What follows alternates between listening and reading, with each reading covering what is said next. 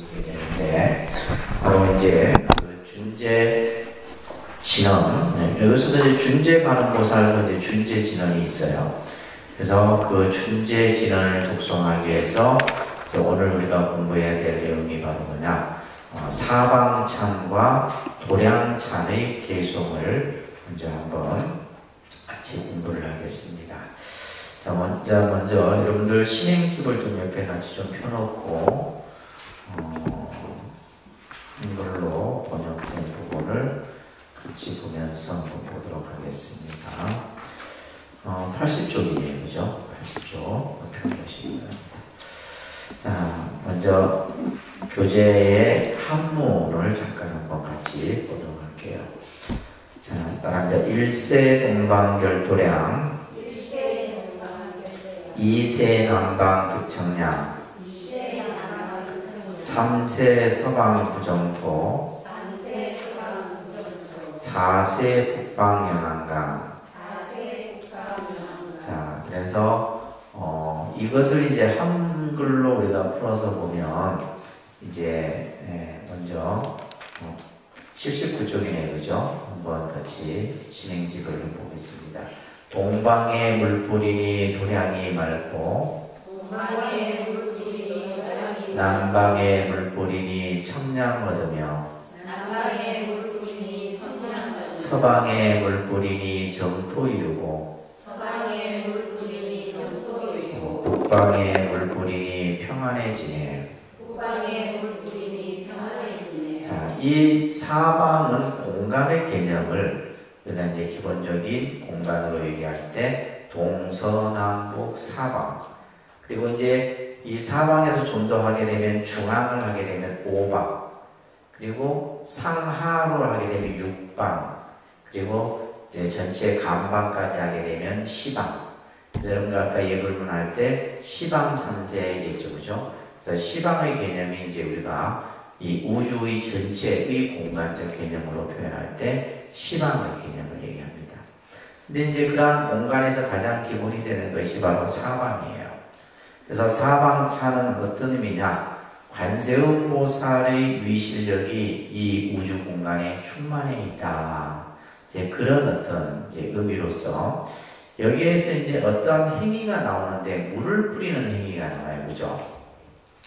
그래서 여기서 이제 물이라고 하는 것은 불교에서는 청정수라는 의미를 가지고 있습니다. 어떤 의미요? 청정수. 청정수는 깨끗한 물이죠. 보통 우리가 이제 감로수라고도 이제 표현하기도 하는데, 실제 우리가 이제 종교 의식에 있어서 보면 물을 뿌리는 행위들이 종교마다 있어요. 불교에서도 이제 여러분들 점안식, 부처님을 모시는 점안식 같은 걸 할 때도 보면 부처님 불상에 이렇게 물을 뿌리는 진언을 하게 돼요. 그래서 세수진언이라는 진언을 하면서 이렇게 물을 뿌려서 이제 그 부처님의 몸을 깨끗이 하는 그런 이제 의식을 하게 되고, 또 우리가 예를 들면 이제 수기를 할 때도 물을 이마에다 이렇게 적시는 그런 어떤 또 의식도 있고, 또 우리가 이제 보통 카톨릭 같은 데서도 세례 의식을 할 때 이제 물을 뿌리는 의식이 있어요. 그래서 종교마다 일어난 어떤 물을 뿌리는 행위들, 결국 그것은 뭐냐면 깨끗한 아주 청정함을 이렇게 갖는 그런 의미다라고 보시면 됩니다. 교재함 밑에 잠깐 설명된 걸 보면, 자, 사방차는 동서남북의 네 방향을 찬탄하는 그런 의미다. 자, 여기에서 이제 이 동서남북 이 공간이라는 개념은 내 마음과 현실이 둘이 아니고, 또한 우리가 관음 신앙을 통해서 첫째는 내가 사는 주변이 공간이, 그죠? 그것을 우리가 이제 도량이라고도 하고 하는데, 첫째는 깨끗해지고 시원함을 얻고 정토가 구현되고 편안함을 누릴 수 있다라고 하는 이제 그러한 찬탄 경문이 바로 이 사방찬이 되겠습니다. 특히 방위, 불교에서의 방위의 개념은 내가 있는 곳을 중심으로 해서 방위가 결정된다라고 보시면 돼요. 그래서 우리가 이제 공간의 개념을 불교에서는 이것을 도량이라고도 표현합니다. 그 다음에 나오는 찬탄이 도량찬인데, 우리가 보통 도량할 때 이렇게 이제 한자로는 장자인데 읽을 때는 도량으로 읽습니다. 도량. 그래서 오늘은 이제 이 도량에 대해서 조금 공부를 하게 될 텐데, 우리가 이제 이 공간을 깨끗이 한다는 것, 내가 머물고 있는 주변을 깨끗이 한다라고 하는 것은 결국 뭐예요? 내 마음과 이 공간이 둘이 아닌 개념이에요. 그렇기 때문에 마음을 깨끗이 하는 것이 바로 내가 머물고 있는 공간의 개념을 깨끗이 하는 거예요. 이제 그런 개념들은 이제 원각경이라는 경에서 아주 자세하게 설하고 있는데, 자, 따라합니다. 일심이 정정하면 일신이 정정하고 일신이 정정하면 다신이 정정하며 다신이 정정하면 84,000 다라니문이 정정하여지느니라. 우리가 보통 이제 그 공간을 우리가 이제 이해할 때, 우리가 일반적으로는 해가 뜨는 곳이 동쪽이고 해가 지는 곳이 서쪽이고, 그래서 우리가 이제 옛날 선조들은 해가 뜨는 것을 기준으로 해서, 그죠? 동서남북을 이렇게 했단 말이에요. 그리고 이제 특히 이 동양적 사고에서는 특히 이제 그 방위에도 보면 예를 들면 좀 길한 방위가 있고, 뭐 예를 들면 북쪽 같은 경우는 좀 안 좋게 이렇게 생각을 하게 되는데, 불교에서의 방위는 좋고 나쁜 게 없어요. 예를 들면 뭐 동남쪽이 좋고 뭐 서남쪽이 좋고, 예를 들면 뭐 북쪽은 안 좋고, 이런 개념이 없다는 거예요. 왜 그러냐 하면 전부 하나이기 때문이에요. 그래서 우리가 동서남북이라고 하는 이 공간을 정해놨지만은, 이런 사방의 개념이 정해져 있지만, 이것은 결국 뭐다? 하나의 공간이다. 특히 이제 이 원각경에서 설하고 있는 내용처럼 우리 마음이 청정하면, 그죠? 마음이 깨끗하면 우리 몸이 일신이 청정해지고, 그래서 마음이 청정하다는 것은 몸이 청정한 것과 같은 거죠. 그리고 일신, 한 사람의 몸이 청정해지면 내 주변에 여러 사람이 청정해진다는 거예요. 이 개념이 중요한 개념입니다. 그래서 우리가 어떻게 보면 이제 종교 신앙을 한다라고 하는 것은 몸과 마음을 청정해야 한다는 의미가 있어요. 그래서 여러분들이 세속에서 가정생활을 하고 직장생활을 하지만은, 그래도 그 가운데서 이제 종교 신앙 생활을 한다는 것은 뭐예요? 내가 내 스스로를 좀 더, 그죠? 청정하게 하고 맑게 하는 그런 의미가 있는 거죠. 특히 이제 특히 종교 신앙에 있어서 가장 중요한 것이 기도라는 어떤 신앙생활을 통해서 내 자신을 맑게 가져가는 거예요. 그래서 우리가 흔히 보통 우리가 기도를 하면 사람이 맑아진다는 거예요. 그러니까 어떻게 하면 식이 맑아지고, 생각이 맑아지는 거죠. 생각이 맑아지고, 그 다음에 얼굴도 맑아지고, 표정도 변하고, 다 변한다고 제가 항상 강조하잖아요. 그죠? 그래서 우리가 한 사람이 청정하면 내 주변의 사람이 다 청정해져요. 그래서 여러 사람이 청정하면 84,000 다라니문이 청정해진다. 그래서 마음이 청정하면 국토가 청정하고, 그래서 심청정, 국토청정, 이런 이제 표현도 이제 원각경에서 나와요. 그러니까 마음이 청정한 까닭에 국토가 청정하고, 국토가 청정한 까닭에 세계가 청정하다. 우리가 흔히 지금 우리 지구가 오염되어 있고 병들어 있다잖아요. 그거는 결국 뭐예요? 우리 인간의 마음이 오염되고 병들었기 때문이에요. 결국 인간의 마음이 오염되고 욕심에, 그죠? 탐욕에, 물질에 병들어 있기 때문에 우리가 사는 이 세계가, 또 우리가 머물고 있는 이 국토가 전부 오염되고 병들어 있는 거죠. 근데 우리 마음이 청정해지면, 그죠? 국토가 청정해지고, 국토가 청정해지면 세계가 청정해져요. 나중에 이제 도량창에서도 이제 그런 개념을 설명을 좀 드리겠습니다. 이 방위에 대한 개념은 우리나라도 이제 뭐 아까 얘기했듯이 동서남북에 대한 방위의 개념이 있지만은 인도에서도 이런 어떤 방위에 대한 풍습이 있었어요. 부처님이 어느 날 아침에 마을을 이렇게 지나가는데 그 마을에 어느 한 청년이 집 앞에 대문에 나와서 동쪽을 향해서 절을 하고 남쪽을 향해서 절을 하고 북쪽을 향해서 절을 하고 서쪽을 향해서 동서남북 사방에다 이렇게 절을 하는 거예요. 그래서 부처님이 그 청년에게 도대체 어떤 연유로 해서 그렇게 아침 일찍 집 앞에서 이렇게 각 방위에 절을 하느냐. 이게 이제 자기 오랜 이제 그 지역 집안에서 내려왔던 풍습이라는 거예요. 그러니까 어떤 의미도 모르고 그냥 좋으니까 또 하라고 하니까 그냥 하는 거죠. 그래서 부처님이 이제 이 청년에게 이제 어떤 말씀을 하냐면 동쪽에 우리가 절을 하는 것은 부모의 은혜에 대해서 절을 하는 것이고 남쪽은 스승, 서쪽은 아내요 남편이며 그죠? 북쪽은 친척이고 하방은 노비나 천민이고 상방은 수행자들에게 절을 하는 것이다. 그런 의미로 이제 절을 한다라고 하는 이제 부처님 경전 중에 보면 육방예경이라는 경이 있어요. 이 경도 이제 그냥 뭐 어렵지는 않습니다. 그러니까 이제 인륜의 어떤 도덕적인 그런 가르침이 설해져 있는 것이 육방예경이에요. 그래서 이제 이 육방예경에는 뭐 부모는 부모의 역할, 또 스승은 스승, 아내, 남편 각자의 역할들에 대한 그런 설법들이 설해진 것이 바로 육방예경입니다. 또한 이제 우리 불교에서는 각 방위마다 부처님이 다 이렇게 계시다는 거예요. 그래서 사방열애, 오방열애, 육방열애, 그 다음에 시방열애, 뭐 이런 이제 그 각각의 방위마다 부처님이 계시다라고 얘기를 하는데, 지금 이제 사방열애 같은 경우 보면 동방에 아총열애, 남방에 보생열애, 서방에 무량수열애, 북방에 불공성지열애. 그러니까 이제 각 방위마다도 뭐가 있어요? 부처님이 다.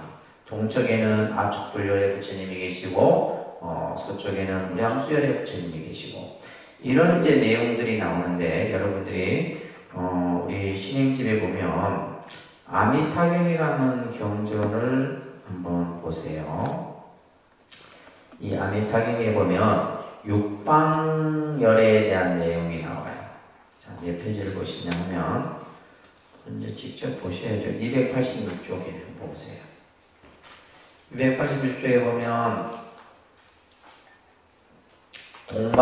동방에 이제 부처님이 계시는데 아촉비불, 수미상불, 대수미불 이런 부처님들이 동방에 머물고 계신 부처님이에요.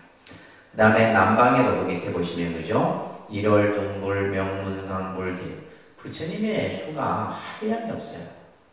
그래서 우리가 보통 천불 혹은 만불 명호라고 이렇게 하는 그런 기도집도 있죠, 그죠? 그래서 이렇게 각 방위마다 부처님. 또 저 287쪽에 보면 서방에도 부처님이 계시는데 무량수불, 무량상불, 무량당불 이런 부처님이 계시고, 그 다음에 288쪽에 보면 이제 북방 세계에도 부처님이 계시는데 염견불, 최승원불, 난정불 이런 많은 부처님들이. 이 부처님들이 어느 정도냐? 셀 수가 없어. 셀 수가 없어요. 셀 수 없이 많은 부처님들이 계시고, 그 다음에 하방, 상방. 그래서 이 지금 아미타경 같은 경우는 육방에 대한 부처님이 각각에 머물고 계시다라는 내용이 이 경전에서 설해지는 거예요. 자, 그런 측면에서 보면 우리가 이제 방위를 얘기할 때, 아까도 제가 말씀드렸죠. 불교는 어떠한 방위가 더 낫고 어떤 방위는 못하고 이런 게 없는 거예요. 흔히들 이제 불자님들이 이사를 가려고 하는데 어느 쪽으로 가면 좋겠습니까? 아무 쪽도 다 좋아요. 중요한 방위가 중요한 게 아닙니다. 방위가 중요한 게 아니고 아까 뭐라 했어요? 마음이 중요해요. 어떤 마음을 가지고 내가 그 집에 가서 살고 그 집을 어떻게 가꾸느냐가 중요한 것이지 뭐 어떤 뭐 동쪽으로 가든 서쪽으로 가든 북쪽으로 가든 그게 중요한 게 아니에요. 부처님께서는 이제 열반에 드실 때 머리를 북쪽으로 향해서 이렇게 누우셨단 말이에요. 보통 우리가 생각할 때 북쪽을 향해 놓으면 안 된다 하잖아요. 근데 부처님께서 북쪽을 향해서 딱 놓으셔서 열반해 두셨거든요. 그래서 불교에서의 방이라는 개념 자체에서 어떤 방이 자체가 좋고 나쁘고 이렇게 분별하지 않는 거예요. 중요한 것은 이제 어떤 마음을 가지고 이제 그게 이제 도량의 개념에서 설명이 되어집니다. 자, 우리가 이제 원문을 잠깐 한번 보도록 할게요. 자, 따라합니다. 일세동방결도량 동쪽을 향해 물을 뿌리니 도량이 깨끗해지고. 자, 이제 물을 뿌린다. 물을 뿌리는 자체는 우리가 이게 이제 어떤 종교적 의미에서 아까도 얘기했듯이 뭐 어떤 더러운 것을, 오염된 것을 씻어내는 그런 의미예요. 물을 뿌림으로써. 근데 여기서 지금 이제 동쪽을 향해 물을 뿌리니, 그죠? 도량이 깨끗해지고. 자, 이 도량이라고 하는 것은 여러분들이 어떤 개념으로 이해를 하셔야 하냐면요. 이제 우리가 사찰의 공간 개념을 얘기할 때 도량이라고 해요. 도량. 이 전체가 도량. 그래서 저는 이제 이 독립선언을 이렇게 짓고 나서 여러분들은 이제 이 빈 공간을 뭐라고 해요? 주차장 이렇게 생각하잖아요. 그죠? 여러분들 주차장이라는 공간으로 생각하는데 저는 주차장이 내 머리에는 저기 주차장이 아니에요. 뭐예요? 도량이에요. 도량이에요. 그래서 이 도량이라고 하는 것은 결국 뭐냐면 여러분들이 뭘로 이해를 하셨냐면 내 마음의 세계입니다. 도량은 뭐라고요? 마음의 세계예요. 그러니까 쉽게 말해서 여러분들의 집은 여러분들에게 도량이에요. 그러면 그 집은 내 마음의 세계예요. 내 마음이 펼쳐진 곳이에요. 이게 중요한 개념입니다. 그래서 예를 들면 지금 독립선언 같은 경우는 이 도량이 전부 뭐예요? 내 마음을 펼쳐놓은 거예요. 그러니까 막 국화도 막 이렇게 장엄해놓고 늘 도량을 가꾸고 예를 들면 뭐 나무도 가꾸고 뭐 잔디도 심고 하는 거예요. 그리고 늘 뭐요? 도량을 깨끗이 해야 되고. 제가 이제 창원에 있을 때는 그 절이 이제 뭐 규모가 이렇게 크지 않아서 또 봄 되고 이러면 소나무 가루라든지 이런 이제 또 미세먼지 이런 것들이 또 보면 이제 또 봄철에서 좀 지날 때 보면 막 그냥 중국에서 이렇게 그죠? 황사 이런 것들 해요. 법당 이런 데 보면 구였거든. 그래서 제가 아침마다 일과가 뭐냐면 도량에 물 뿌리는 거였어요. 내가 맨날 이제 아침에 일어나면 이걸 거의 뭐 몇 년을 내가 주지하면서부터 했었으니까 아침에 이제 물을 도량에 그냥 뿌려놓으면 도량이 그렇게 깨끗해요. 그냥 물을 뿌리니까 깨끗하겠죠, 그죠? 물을 뿌리니까 깨끗하죠. 그래서 그리고 이제 그 도량이란 자체를 전부 제가 다 갖고 있거든.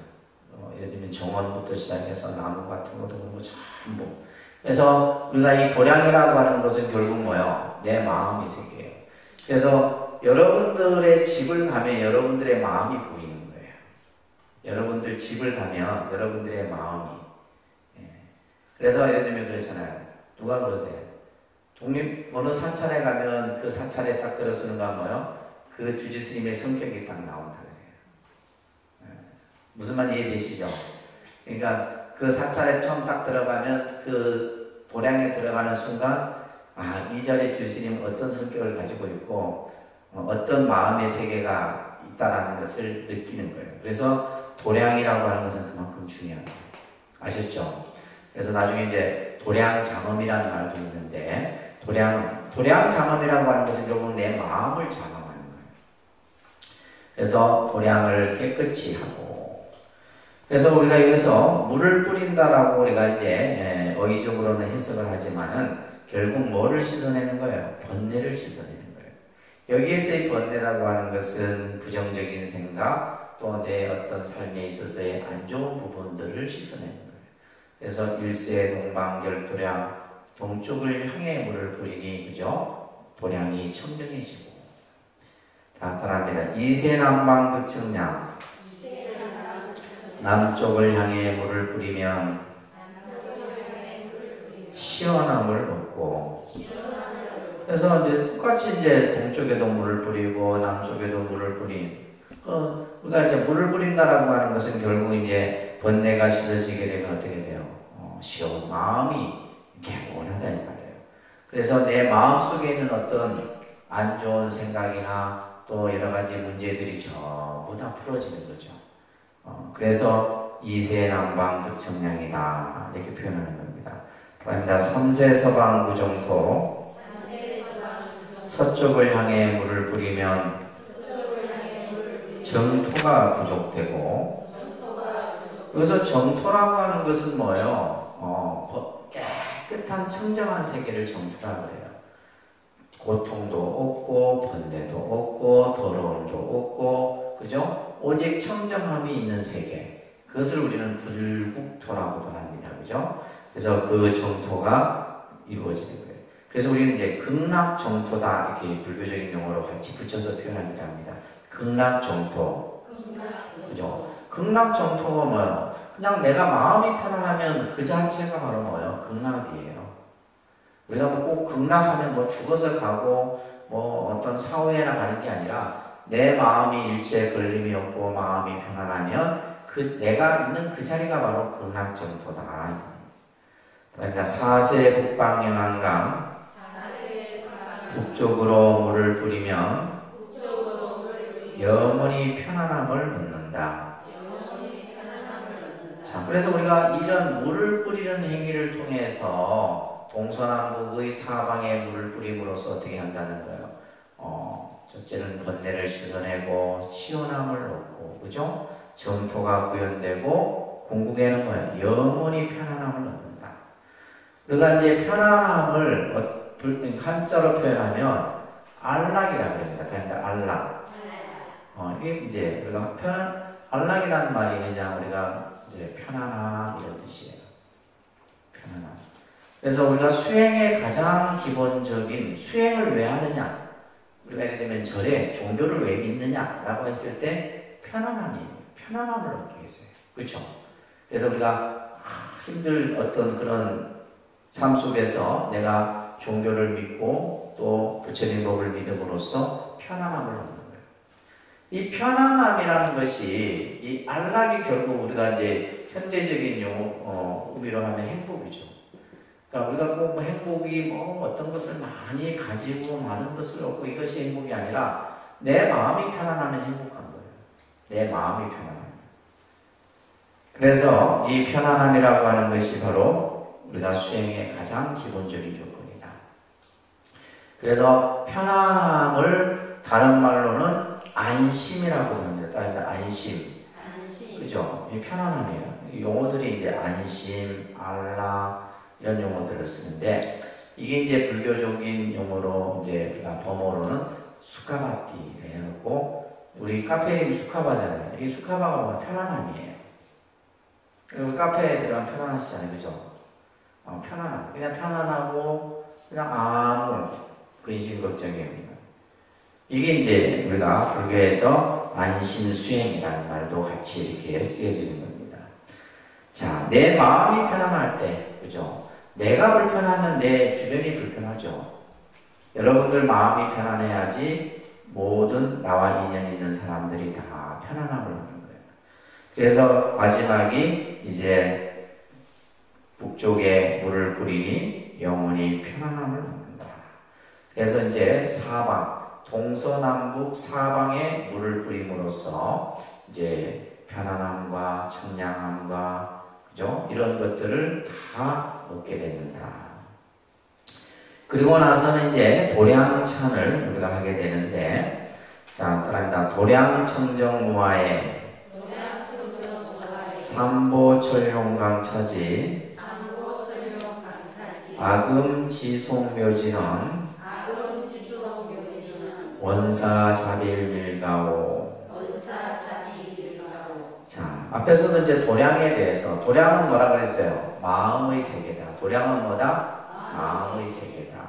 그래서 이 마음의 세계라고 하는 것은 마음과 플러스 공간이 합해진 개념이다. 마음과 공간이 합해진 개념이에요.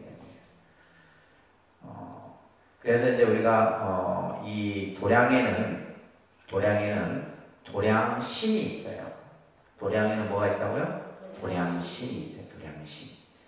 그래서 여러분들 이제 그 집안에서 가장 깨끗이 해야 되는 장소가 있냐? 첫째는 부엌이에요. 부엌입니다. 부엌은 조왕신이 있어요. 부엌에는 뭐가 있다고요? 조왕신. 부엌에는 이제 다 조왕신. 그래서 우리 이제 후원에 가도 제가 이제 아직 신을 굳이 안 모셔놨지만은 이제 부처님 마지를 짓고 대중들을 공양하는 그 공간에는 조왕신이 있어요. 제가 이제 후원에 잘 안 들어가서 그런지 들어가면 잔소리 엄청 합니다. 제가 이제 지저분한 꼴을 못 보는 성격이라. 그래서 가능한 한 내가 안 들어가려고 하죠. 그래서 왜냐하면 부엌을 깨끗이 해야 돼요. 그래서 스님들 같은 경우 이제 그 부처님 맞이 짓는 공간이나 또 이렇게 공양하는 이런 이제 공간을 보면 진짜 깨끗이 합니다.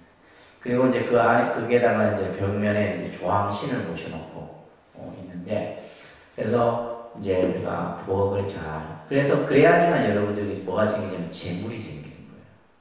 집안 그 부엌을 지저분해 놓고는 어디 가서 뭐 부자 되려고 생각하면 안 됩니다. 부엌을 깨끗이. 두 번째는 뭐냐면 화장실이에요. 화장실. 정랑이라고 해요. 정랑. 그죠? 옛날에 화장실을 뭐라 그래요? 정랑. 불교 용어로는 해우소 뭐 이런 말도 쓰고, 그죠?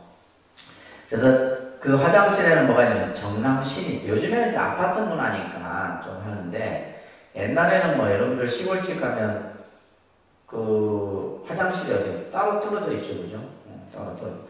보통 보면 대문이 있으면 대문 저쪽 건너편에 있단 말이에요. 그래서 이 화장실 같은 경우도 깨끗이 해야 돼요. 화장실에는 어떤 신이 있냐? 정랑신이 있어요. 정랑신. 화장실에도 신이. 그래서 옛날 분들이 보면 화장실을 함부로 이렇게 뭐 이렇게 손을 대거나 이러면 뭐 탈을 입고 좀 그래요. 그런 이제 뭐 설들이 내려옵니다. 그래서 이제 화장실을 깨끗이 합니다. 그래서 스님들 같은 경우 이제 그 화장실을 청소하는 소임이 있어요. 정두소임이라고 해요. 정두. 깨끗할 정자를 써서 정두라고 해요. 제가 이제 통도사 있을 때 진짜 나는 3년 동안 화장실 청소했어요. 그때 왜 했냐면 복 지으려고. 그래서 화장실 청소하면 제일 복 짓는다 소리를 듣고, 아니 화장실보다 더 복 짓는 게 공양주 막 서로 하려고 하니까 정탈전이. 그때는 그랬어요. 지금은 뭐 하는데, 제가 이제 출가했을 때만 해도 막 스님들이 너무 막 생각들이 이렇게 좀 다들 좋은 생각들을 가진 분들이 많아서, 그래서 이제 공양주, 그 다음이 이제 뭐 화장실이 아니라 남들이 하기 싫어하는 거. 그래서 제가 일부러 막 손들어갖고 내가 정두 소임을 한 2~3년 봤던 기억이 나는데, 그래서 이제 화장실도 해요. 그 다음에 이제 여러분들 들어가는 대문, 그죠? 입구. 그래서 이제 그 세 곳이 가장 중요한 공간이에요. 그래서 여러분들이 머물고 있는 이 도량이라고 하는 것은 바로 마음과 공간의 개념이 합해진 것이다. 그래서 이 공간을, 이 도량을 어떻게 가꾸느냐, 아까도 얘기했지만은, 그죠? 청정하게, 깨끗하게 가꿔야 되는 겁니다. 그래서 도량이 청정하니, 그죠? 티끌과 더러움이 없어진다. 도량이 깨끗해져서, 도량이 청정해져서, 무하에, 하에라는 말은 티끌과 더러움이라는 뜻인데, 이런 어떤 나쁜 것들이 전부 사라진다. 그 사라진 곳에 삼보철룡이 그 도량에 강림한다. 이렇게 지금 설명을 하고 있는 거예요. 도량이 청정해야지만 삼보와 철룡은 팔보신중을 얘기합니다. 호법신중들이 이 도량에 다 강림을 하는 거예요. 그래갖고 이제 저희 독림선원도 매일 아침마다 도량을 청소하고 매일 하는 거예요. 도량을 저희가 한 이틀만 손 놓고 가만히 있으면 이 도량이, 그래서 여러분들도 보면 집도 마찬가지죠, 그죠? 며칠 손 안 대면 집 엉망이잖아요. 도량도 마찬가지예요. 우리가 이제 도량이라는 개념도 늘 여러분들이 깨끗하게 가꾸셔야 되는 겁니다. 그래야지만 삼보 철령이 이 도량에 강림해요. 그래서 삼보와 철령이 이 도량을 떠나버리면 이 도량은 이제 죽은 도량이에요. 그래서 우리가 이제 이 도량에는 뭐가 있냐면 그 도량에 기운이 있어요. 뭐가 있다고요? 기운. 이게 중요한 거죠. 여러분들 집에 무슨 달마대사 백명 갖다 놓고 있어도 소용없어. 달마대사가 뭐 기를 줄인 게 아니에요. 그 기는 뭐예요? 좋은 기는 어디에서 나오는 거예요? 어디에서 나와? 내 마음에서 나오는 거예요. 내 마음이 청정하면 여러분들의 집안은 기운이 좋은 기운으로 있는 거예요. 내 마음이 그냥 막 번뇌스럽고 막 그냥 괴롭고 하면 뭐예요? 내 집안은 온통 그냥 암울해. 달마대사 10장 갖다 놔도 소용없다 이 말이에요. 중요한 것은 마음이에요. 무슨 말인지 아시겠죠? 그리고 집안을 좀 간결하고 간소하게 하셔야 돼요. 온갖 그냥 잡동사니 그냥 못 버리고 다 모아두는 거예요. 그죠? 잘 못 버리시죠? 근데 싹 좀 버려버리세요. 쓸데없는 것들. 싹 버리고 나면, 그래서 우리가 이제 버리고 나면 사실 또 채워지기도 하는데, 그걸 계속 쌓아두면, 그래서 이제 일본이 이제 그런 문화가 이제 몇 년 전부터 집안에 쓰지 않는 물건들을 다 정리를 한답니다. 일본 사람들이. 그러다 보니까 이제 뭐냐면, 그렇게 물건을 정리하고 나니까 뭐가 보냐? 가족의 얼굴이 보이더래요. 그전에는 물건밖에 안 보이는 거죠. 물건만 쌓아놓고 있으니까. 일본은 또 집이 작잖아. 예, 이게 집에 평수들이 작거든요. 우리처럼 이렇게 뭐 몇십 평 되는 게 아니라. 그러다 보니까 이제 일본 그 사회에서 그런 문화들, 이런 것들. 그래서 우리가 집안을 간소하고 간결하고 또 깨끗하고 그렇게 가꿨을 때 그 집안에 뭐요? 좋은 기운들이 만들어지는 거예요. 그래서 여러분들이 이제 기도를 하고 내가 집에 가면 어떻게 돼요? 내 집안은 좋은 기운으로 만들어지는 거예요. 쉽게 얘기해서 여러분들 고깃집에 가서 고기 먹고 집에 가면 온 집안이 고기 냄새 나잖아요. 그렇잖아요. 근데 내가 부처님 도량에서 기도를 하고 집에 가면 뭐예요? 내 집안은 향내가 가득한 거예요. 똑같은 겁니다. 아주 단순한 이치예요. 그래서 그만큼 도량이 중요하다라는 거예요. 아시겠죠? 내가 아금지송묘진은 내가 지금 그죠? 묘한 미묘한 진언을 지송하오니 이 미묘한 진언이 바로 우리가 앞에 얘기했던 신묘장부 대단하니 준재진언 여러 진언들이 앞으로 나옵니다. 이러한 진언들을 지송하오니 원사자비밀가오 원컨대 말이에요. 자비로서 은밀히 그죠? 저희를 가호하소서 지켜주소서 이런 말이에요. 가호. 이 가호라는 말은 지금 한자로 이 가호 한자인데 우리가 보통 이제 기독교에서 쓰잖아요. 그죠? 신의 가호가 있기를 할 때 이 가호예요. 신의 가호가 있기를. 우리는 이제 예를 들면 이걸 가호도 쓰지만은 우리는 뭐다? 가피라는 용어를 씁니다. 그러니까 가피. 그죠? 불보살의 가피를 입었다. 이제 불보살이 항상 나를 지켜주신다, 나를 보호해주신다 했을 때 가호라는 말을 쓰고 불보살의 가호가 항상 나와 함께. 그러니까 이 용어도 같이 씁니다. 가호와 가피. 근데 그 가호를 뭐예요? 은밀히 나도 모르게 나가 알지 못하게 항상 보이지 않는 곳에서 나를 가호해 주십시오. 이렇게 이제 이 도량찬에서 하게 돼요. 우리가 보통 통도사나 이런 데 여러분들 가보시면 새벽 예불을 한번 참여해 보시면 참 좋은 경험이 되는데 보통 이제 새벽 한 3시나 4시쯤 되면 이제 기도하는 스님이 도량석을 하게 돼요. 도량석. 그래서 목탁을 작은 소리부터 올라가요. 새벽에는 큰 소리부터 이렇게 하는 게 아니라 그러니까 그것도 참 묘한 의미가 있는 거죠. 모든 만물이 잠들어 있기 때문에 큰 소리로 하게 되면 놀라버린다. 그러니까 모든 만물을 그 소리부터 목탁 소리부터 올라가요. 그래갖고 올라갔다 내려갔다 올라갔다 내려갔다. 그래서 북을 치더라도 작은 소리부터 치고 모든 소리는 이제 작은 소리부터 올라가는데 그때 이제 이 도량성을 할 때 이것을 사방찬과 도량찬을 합니다. 스님들이 사방찬 도량찬을 이렇게 하면서 또 이제 그 도량성 하는 연불이 굉장히 보면 아주 좀 천천히 이렇게 하는 연불 톤으로 도량석을 하게 돼요. 자, 그래서 지금 이제 공간의 이 개념을 우리가 청정의하고 또 내가 머무는 도량의 이 공간을 또 청정의하는 개송을 하고 나서 그 다음에 이제 여러분들 오늘 이제 중요한 내용인데 업장 참회에 대한 내용이 언급이 돼요. 이 참회 이 내용은 좀 내용이 많아서 좀 설명할 내용도 많고 합니다. 좀 여러분들이 특히 우리가 이제 항상 제가 이제 이런 개념들을 설명할 때 용어들이 이제 우리가 불교에서 쓰는 용어가 있고 다른 종교에서 쓰는 용어가 있는데 그 용어의 의미를 아주 작은 그 차이점이 좀 있어요. 특히 이제 오늘 배우는 이 참회와 기독교에서 말하는 회개의 용어가 좀 그런 편이에요.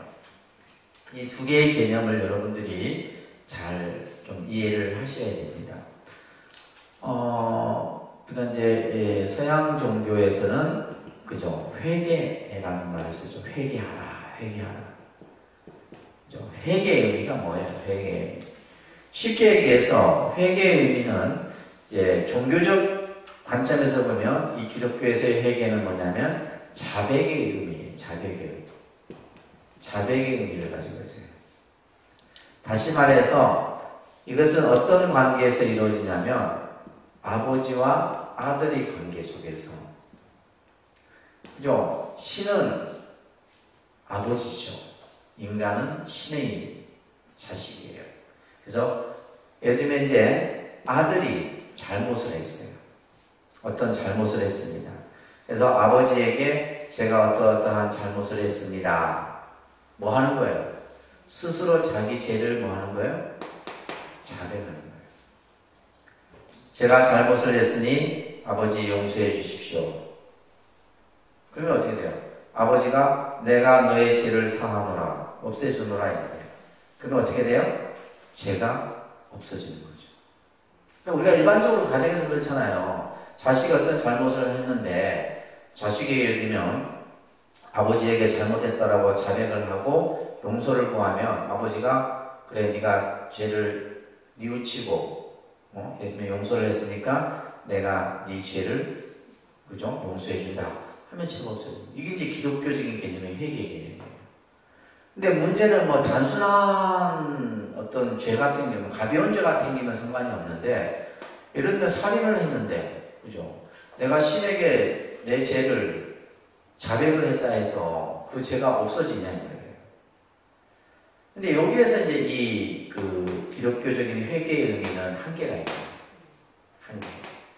그리고 반드시 뭐예요? 그래서 이제 이 자백의 의미에서 뭐가 나오는 거예요? 고해성사라는 개념이 나오는 거예요. 고해성사. 고해성사는 내 죄를 내가 하는 거죠, 그죠? 그러면 그 고해성사를 누구예요? 뭐 신부님에게도 신부님에게 하죠.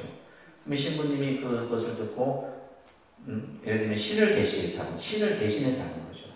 그래서 내가 네 죄를 용서한다 하면 죄가 용서되는 거예요. 이게 이제 기독교적인 회개의 개념인데, 자 불교는 여기하고 좀 달라요.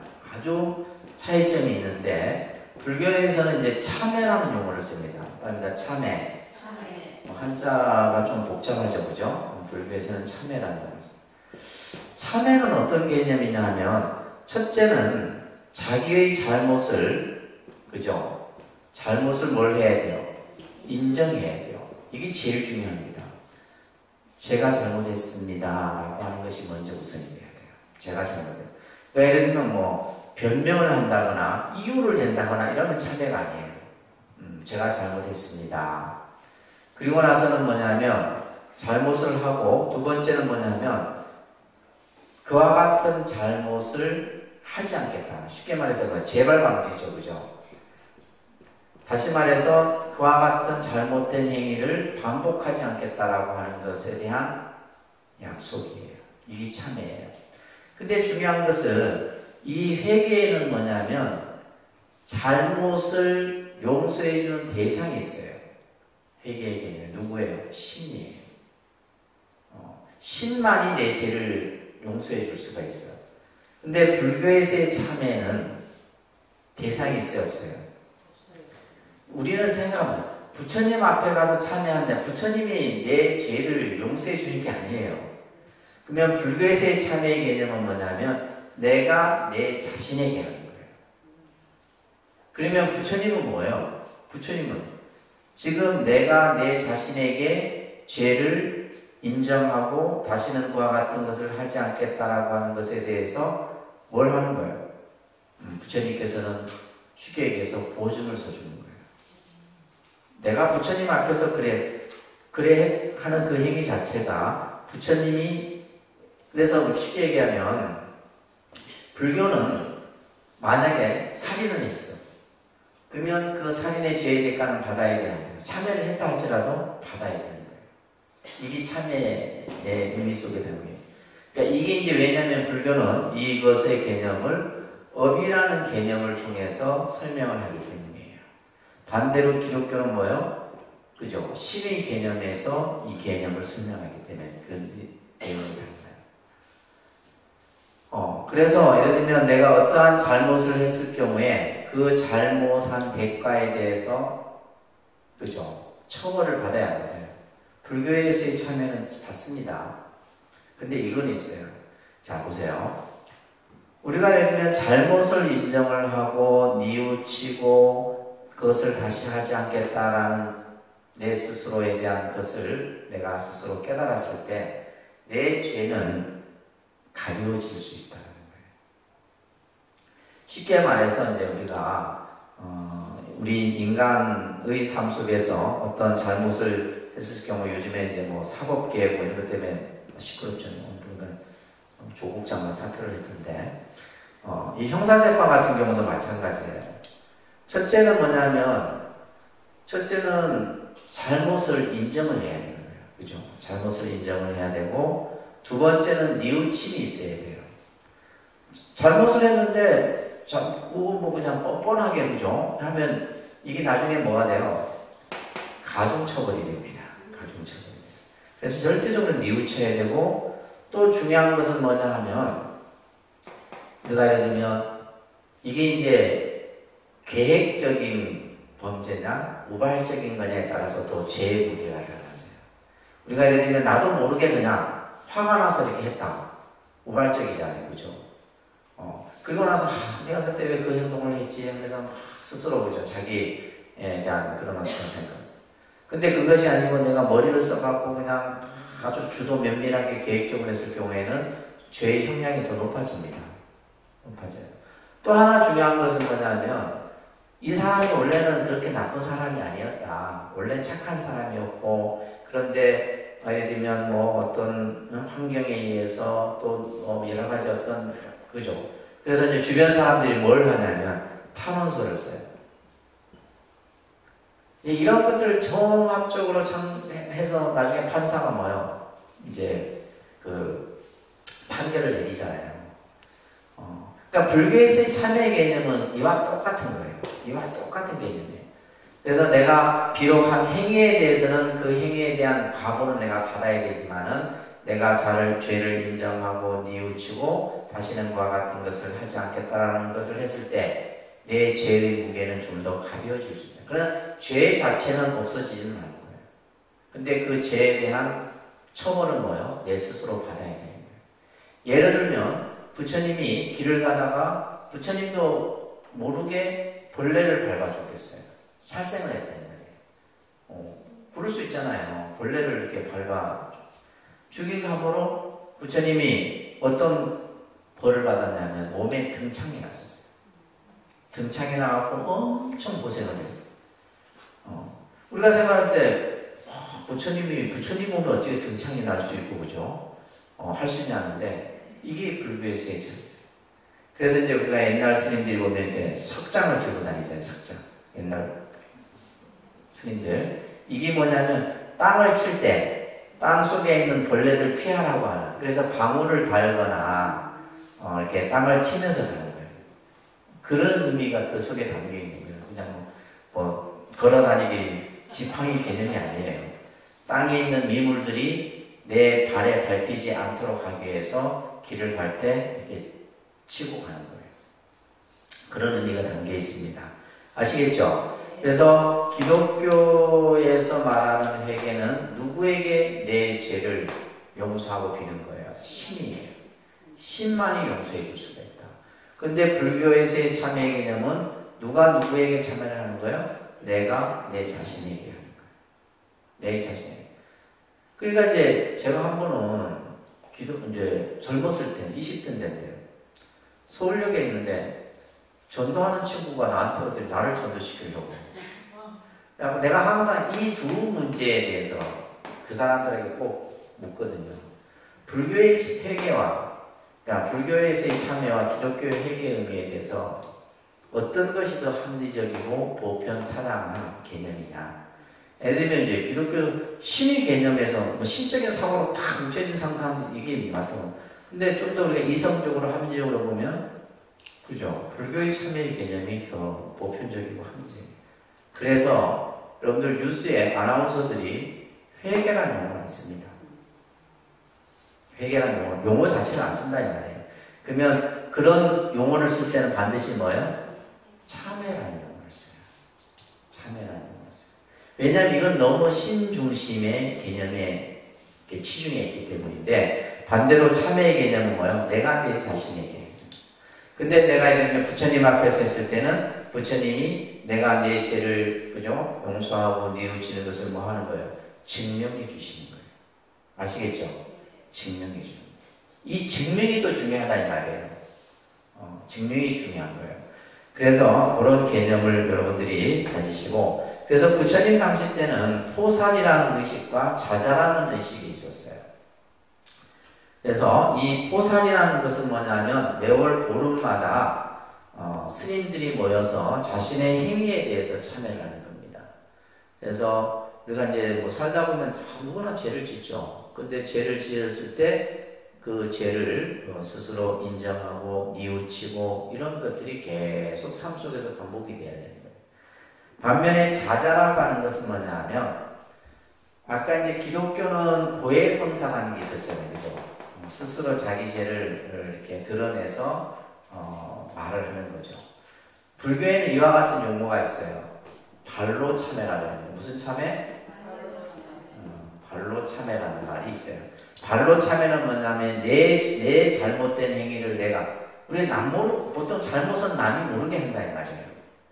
남이 모르게. 그런데 발로 참회는 뭐냐면 내가 한 잘못된 행위를 내가 내 입으로 고하는 거예요. 누구 앞에? 대중들 앞에. 내가 언제 어느 때 우리가 생각으로도 업을 지을 수 있잖아요. 이게 더 무서운 거거든. 내가 입으로 하는 것도 상대에게 피해가 가지만은 생각으로 하는 게 더 무서운 거예요. 저 사람 확 가다가 꼬꾸라졌더라는 게 그러면 진짜 그 사람 꼬꾸라져요. 내 생각이. 이 생각이 무서운 거예요. 그래서 그러한 어떤 자기의 잘못된 행위를 스스로 드러내서 참여하는 것을 무슨 참회? 발로 참회합니다. 발로 참회. 자, 그래서 이 자자는 바로 대중에게 자기의 잘못을 고하고 참회를 구하는 거예요. 제가 언제 어느 때 어느 대중에게 거짓말을 했습니다. 대중 앞에 참회합니다. 그래갖고 이제 대중이 예를 들면 그 참회를 받아주는 거예요. 그걸로 끝나느냐? 아니에요. 참회에 대한 행위가 있어야 돼요. 그게 이제 그 밑에 보면 어떠한 방법으로 참회를 하느냐에 따라서 따릅니다. 2참, 4참. 그 밑에 있죠? 따릅니다. 2참, 4참. 그래서 참회에는 두 가지 방법이 있어요. 참회를 하는데. 2참은 뭐냐면, 내가 그러니까 생각으로, 마음으로 참여하는 것은 이참이에요. 내가 잘못했구나. 내가 왜 그때 그런 행위를 했지? 다시는 그와 같은 잘못을 하지 말아야지. 이렇게 생각하는 것은 뭐예요? 이참이에요. 사참은 뭐냐면 몸으로 하는 참이에요. 그래서 우리가 이제 가장 대표적인 것이 불교에서는 절이죠, 절. 그래서 우리가 이제 참회 기도할 때 뭘 하냐면 절을 시키는 거예요. 뭐 3000배, 10,000배 이렇게 절을 하는 거예요. 그러니까 절을 하는 행위 자체가 뭐예요? 그래서 우리가 이제 이 참회에도 보면 땀이 흐르는 참회의 방법이 있고 눈에 피눈물이 나는 참회가 있고 이런 설명들이 있어요. 그래서 이제 사참이라는 형태가 그런 개념이다라고 보시면 됩니다. 아셨죠? 자, 따입니다. 참의 뜻은 내가 지금까지 지어온 잘못을 뉘우친다는 의미이다. 그러니까 여기서 이제 잘못을 인정하는 거예요. 잘못, 내가 잘못했습니다. 잘못했다라고 먼저 인정을 하고, 그죠? 따라합니다. 회는 다시는 내가 저지른 잘못을 되풀이하지 않겠다라는 다짐이다. 그렇죠. 중요한 것은 참회 잘못을 인정하는 것도 중요하지만 더 중요한 것은 뭐예요? 그와 같은 행위를 반복하지 않겠다라고 하는 다짐이 더 중요한 거예요. 그래서 불교에서의 참회는 이 두 가지의 개념으로 설명을 하게 되는데, 자, 왜 불교에서는 우리가 자기가 한 행위에 대해서, 그죠? 행위. 그래서 우리는 앞에서 정법진언, 그 다음에 그때 공부할 때 이 업에 대한 공부를 조금 했었어요. 기억나세요? 이 용어는 여러분들이 불교 공부를 하는데 이 개념을 정립이 잘 되셔야 돼요. 그래서 업이라는 용어는 그냥 행위예요. 따라서 행위. 이 업 자체를 가지고 예를 들면 업하면 뭐 좋다 나쁘다 이게 아니에요. 업은 그냥 행위인데 그 행위가 어떤 방향으로 하느냐에 따라서, 그죠? 그래서 우리가 이제 예를 들면 따라합니다. 신, 구, 의. 그래서 이것을 우리가 뭐 세 가지 업이라 해서 삼업이라 하잖아요. 삼업. 따라합니다. 삼업. 따라합니다. 신체적 행위, 언어적 행위, 의지적 행위. 행위예요. 내가 몸으로 하는 행위, 또 입으로 하는 행위, 또 생각으로 하는. 우리의 행위는 이 세 가지 범주 안에서 다 이루어집니다. 아시겠죠? 예를 들면 여러분들이 지금 앉아서 쓰는 것은 몸으로 하는 거고, 입으로 하는 것은, 그죠? 구업이고, 또 내가 생각으로 하는 것은 의업이에요. 이것을 어렵게 생각하지 말고, 그냥, 지금 여러분들이 하는 그 모습에서 이해하시면 돼요. 근데 이 행위가 좋은 쪽으로 가면 뭐가 되고, 선업이 되는 거예요. 따라합니다. 선업. 이것을 선한 행위예요. 선한 행위. 그러니까 선한 행위는, 착한 행위는 문제될 게 없어. 이 착한 행위는 하면 할수록 나에게 뭐가 돼요? 이익이 되는 거죠. 이익이 되는 거예요. 그러니까 선업은 지을수록 나에게 그 가보가, 그죠? 선과가 나타나는 거예요. 좋은 결과로 나타나는 거예요. 문제는 뭐예요? 악업이에요. 이 악업은 나쁜 행위죠. 그죠? 나쁜 행위. 악한 행위, 나쁜 행위. 이것이 결국 뭐냐면 선인 선과, 악인 악과라고 얘기하죠. 결국 이 나쁜 결과가 결국 뭘 초래한다는 거예요? 나에게 고통을 초래하고 괴로움을 일으키는 거예요. 그러니까 좋은 행위는 문제되는 게 아니고, 그래서 우리가 보면 이제 이 나쁜 업, 악업에 대해서 이제 얘기를, 결국 우리가 이제 어떠한 행위를 잘못되게 했을 땐 결국 그것은 악업이잖아요. 그죠? 그래서 우리가 예를 들면 뭐 선한 행위를 했는데 내가 참여할 필요는 없잖아요. 착한 일을 했는데 내가 참여할 이유는 없잖아요. 그죠? 나쁜 행위를 했을 때 내가 참여를 하게 되는데, 이러한 행위들이 쌓이고 쌓여서, 그죠? 어떤 것을 장애를 하게 돼요. 그러니까 쉽게 말해서 좋은 결과는 좋은 결과를 낳겠죠. 근데 나쁜 것들이 쌓이고 쌓이면 뭔가 내가 살아가는데 어떤 장애적 요소를 일으킨다는 말이에요. 그것을 우리는 뭐라 하냐면 여러분들 이런 말 많이 하잖아요. 업장이라고 합니다. 업장. 내 어떤 행위, 까르마가 어떠한 장애를 만들어버립니다. 그러니까 뭘 하려고 해도, 사업을 하려고 해도, 내가 뭐 자식을 키우는 데 있어서도 그렇고 여러 가지 뭔가 내가 내 생각대로 뜻대로 안 되는 거예요. 그게 전부 업장이에요. 근데 이제 여러분들이 이제 종교신앙을 좀 이렇게 이제 기도나 수행을 하다 보면 자기의 업의 무게를 알게 됩니다. 업의 무게도 알게 되지만은 내 복의 무게도 알게 돼요. 알게 됩니다. 내 복이 얼마만큼 있는지, 내 업의 무게가 얼마만큼 있는지, 그것을 스스로 알게 돼요. 몸무게 재고 아는 것과 또 다른 개념이에요. 그래서 그걸 알면 이제 뭐요? 내가 공부를 해야 되겠다. 내가 복을 지어야 되겠다. 내가 닦아야 되겠다. 이런 생각이 일어나. 여러분들이 안 일어나는 것은 그걸 모르기 때문이에요. 근데 이제 그런 것들이 이루어지는데, 자, 그래서 업장이라는 겁니다. 업장. 아시겠죠? 업장이라는데, 그 밑에 나오는 내용들은 여러분들이 뭐, 이제 업이 드러나면 표업이고, 드러나지 않으면 무표업이에요. 예를 들면 이제 우리가 생각으로 하는 것은 드러나지 않잖아요. 이건 무표업이에요. 생각으로 하는 건 드러나지 않기 때문에 무표업입니다. 자, 여기서 지금 보시면 아까 말씀드린 것처럼 자, 악업이 지금 중요한 개념이에요. 그죠? 나쁜 행위, 악한 행위예요. 이것을 우리는 죄라고 합니다. 뭐라 한다고요? 이 죄자는 허물죄자예요. 허물죄자. 죄입니다. 허물이라는 뜻인데 이 개념이 동양의 불교적에서 생각하는 것과 이제 서양 종교에서 말하는 그 죄의 개념이 다릅니다. 그래서 우리가 이제 서양 종교에서의 이 죄는 뭐가 죄냐? 바로 신의 불복종입니다. 뭐라고요? 신에 대한 그죠? 신에 대해서 무조건적인 복종을 해야 되는데 신에 대한 어떤 믿음이 갖춰지지 않거나 그 신에 대해서 복종을 하지 않았을 경우에 죄가 되는 거예요. 반면에 이제 우리가 동양에서는 이제 이것을 선과 악으로 나눈 거예요. 선은 그래서 우리가 뭐가 선이라고 했어요? 다른 사람에게 이익을 주는 것은 선이에요. 다른 사람에게 이익을 주고 기쁨을 주고 하는 것은 선한 행위죠.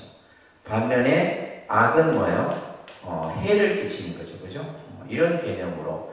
그래서 우리가 아까 참회의 개념도 그렇고 이 죄의 기본적인 개념에 있어서 기독교 같은 경우는 오로지 뭐예요? 신을 중심으로 얘기를 하고 있는 거고 불교는 뭐예요?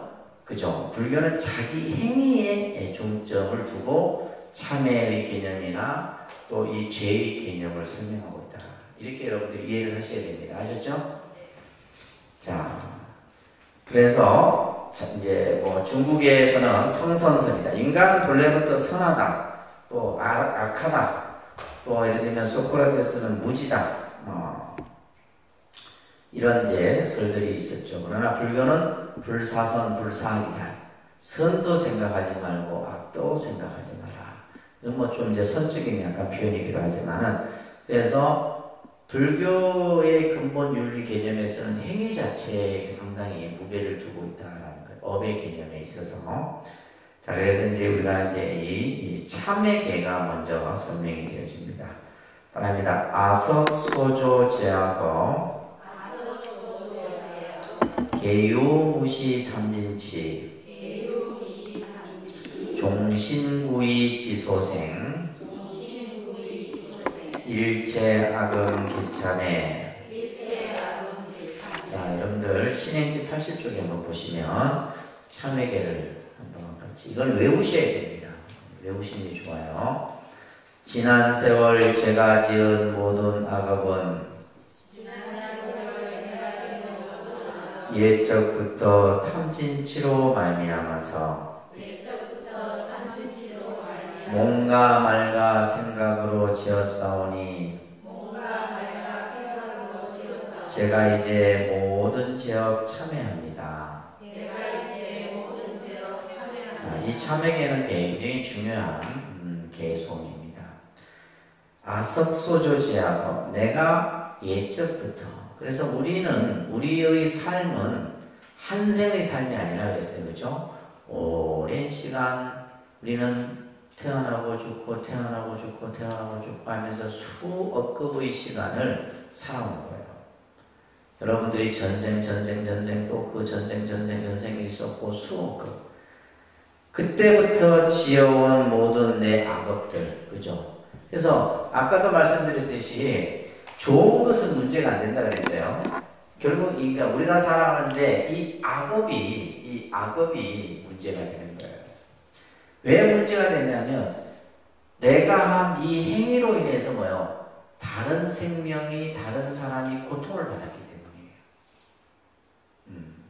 왜냐하면 좋은 행위는 다른 사람에게 이익을 주고 기쁨을 줬기 때문에 그 돌아오는 결과는 나에게 좋은 결과가 돌아온다.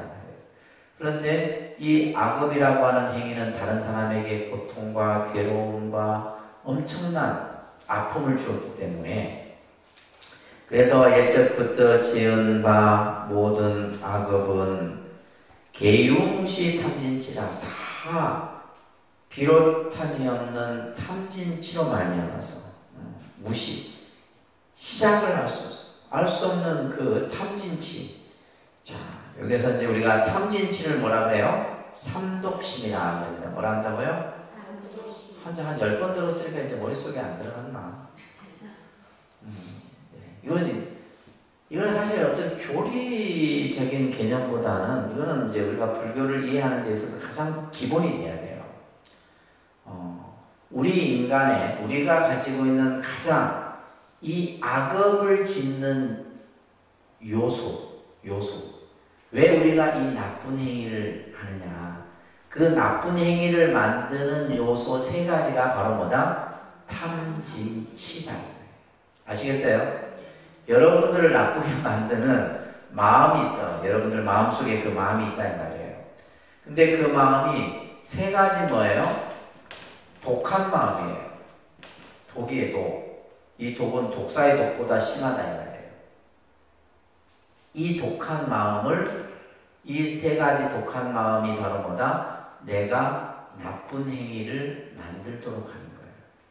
첫 번째가 뭐예요? 탐욕이죠. 욕심입니다. 이 욕심이라고 하는 것은 재물, 명예, 권력, 이성, 이 욕심은 끝이 없어요. 여러분들 100억만 주어지면 만족하고 사시겠어요? 못 삽니다. 우리 인간은. 100억이 있으면 1000억을 거두려고 해요. 그 욕심은 끝이 없어요. 그러니까 우리가 예를 들면 특히 이제 권력욕은 이거 더 무서운 거예요. 한번 그 자리에 앉으면 내려올 생각을 안 해요.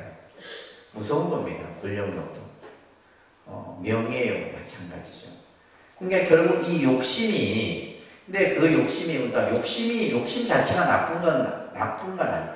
욕심도 좋은 욕심이 있고 나쁜 욕심이 있어요. 근데 우리가 뭘 하고자 하는데 그 하고자 하는 것도 어떻게 보면 욕심인데 그건 이제 좋은 그 하고자 하는 행위가 좋은 결과를 만들어내면 좋은 욕심이지만 그 하고자 하는 행위가 뭐예요? 나쁜 결과를 만들어내면 나쁜 욕심입니다. 근데 아무튼 우리 인간은 부처님께서는 뭐예요? 인간이 가지고 있는 욕심은 이 허공을 채우고도 모자란다. 우리 이 욕심은 이 허공, 이 우주를 다 채우고도 모자랄 만큼 큰 것이 인간의 욕심이다. 무서운 거죠, 그죠? 그래서 우리가 보면 이 욕심으로부터 화를, 업을 짓는 거예요. 두 번째가 이제 뭐예요? 진이에요, 진. 썩내는 마음. 진심이라고 합니다. 탐심, 진심, 치심. 그러니까 마음심을 붙여갖고, 그러니까 탐심, 진심, 치심. 이렇게 이제 표현하기도 해요. 삼독심을 얘기할 때. 그죠? 분노, 화. 요즘 우리 이제 현대사회가 전부 이 분노로 그러니까 막 건들면 터지는 거죠. 건들면 터지는 거예요. 그러니까 이게 무서운 거죠. 이게 전부, 그러니까 요즘에 보면 뭐, 그 운전하는 분들이 진짜 간혹 열받을 때가 많은데 참아야 돼.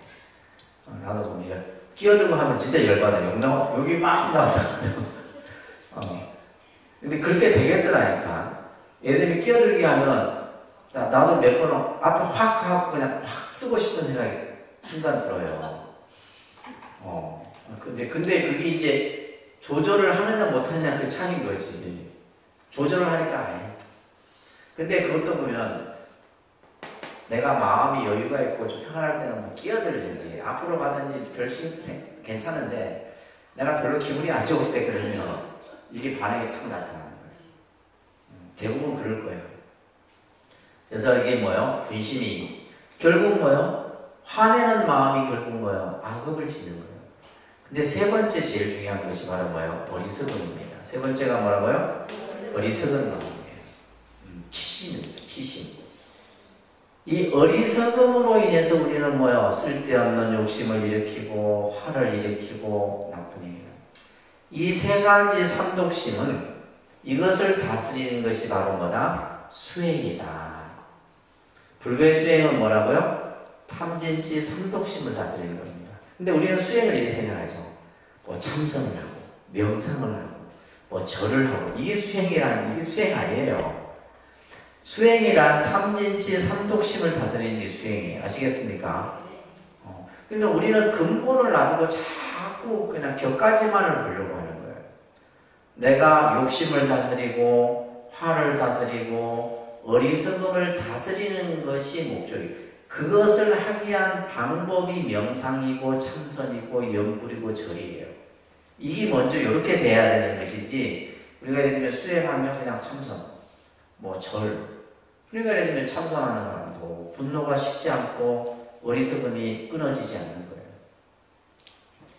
자, 그래서 이 지금 구절이 그래서 이게 중요한 구절이에요. 내가 옛적부터 지어온 모든 악업은 다 탐진치로 말미암아서 종신구의 지소생이다. 신구의를 쫓아서 일어났다. 신구의를 아까 뭐라 그랬어요? 삼업이죠. 삼업. 아까 뭐라 했어요? 삼업. 이 세 가지. 그래서 내가 몸으로, 입으로, 생각으로, 그죠? 이걸로 인해서 뭐가 생겼다는 거예요? 악업을 내가 지었다. 그러니까 탐진치 삼독으로 비롯해서 신구의 삼업이, 그죠? 결국 악업의 결과로 만들어졌으니 이것을 내가 이제 모두 참여합니다. 이걸 아셔야 돼요. 우리가 참여를 하려고 하면 여러분들이 이제 우리가 보통 뭐 절에서 기도하면 뭐냐면 전부 참회 기도예요. 불교에서의 기도는 뭐다? 참회 기도가 따로 있는 게 아닙니다. 뭐 우리가 흔히 생각할 때 뭐 기도하니까 무슨 뭐 관음 기도, 지장 기도, 신중 기도, 무슨 기도, 무슨 사업 성취 전부 참회 기도예요. 참회의 마음이 먼저. 근데 그 참회를 하기 위해서는 뭐예요? 내가 왜 죄업을 지었느냐? 뭐 때문에? 뭐로 인해서 죄업을 지었느냐 하면 탐진치로 인해서 내가 죄업을 지었다라는 사실을 먼저 알아야 돼요. 아셨죠? 그 탐진치로 말미암아서 뭐요? 신구의 삼업으로 이 죄업이 나타난 거예요. 그래서 우리가 몸으로는, 그죠? 몸으로는 3가지, 입으로는 4가지, 뜻으로는 3가지. 그래서 이것을 10악업이라는 거예요. 10악업. 그래서 나중에 참회 기도문 중에 10악 참회가 있다는 말이에요. 살생중재금일 참회, 투도중재금일 참회, 사암중재금일 참회. 그러한 행위한 것을 내가 참회합니다. 이렇게 우리가 기도를 하는 겁니다. 그래서 이 지금 천수명에 나오는 이 참회의 기도문은 가장 정형화된 참회 기도문이에요. 그래서 원래 어떤 분이 스님 참회 기도 어떻게 하면 좋을까요? 이 천수명 이거 그대로 하면 이게 가장 정확한 참회 기도문이에요. 그래서 지금 참회계가 먼저 나오는 것은 내가 지은 죄업이 뭐로부터 비롯되었느냐? 탐진치로 말미암아서 신구의 삼업으로 인해서 내가 그죠? 10가지 나쁜 업을 짓게 되었습니다. 그 죄를 내가 지금 참회합니다. 누구에게? 내 자신에게. 내 자신에게. 그러면 지금 내가 누구 앞에서 참회를 해요? 부처님 앞에서 참회를 해요. 부처님이 내 참회를 뭐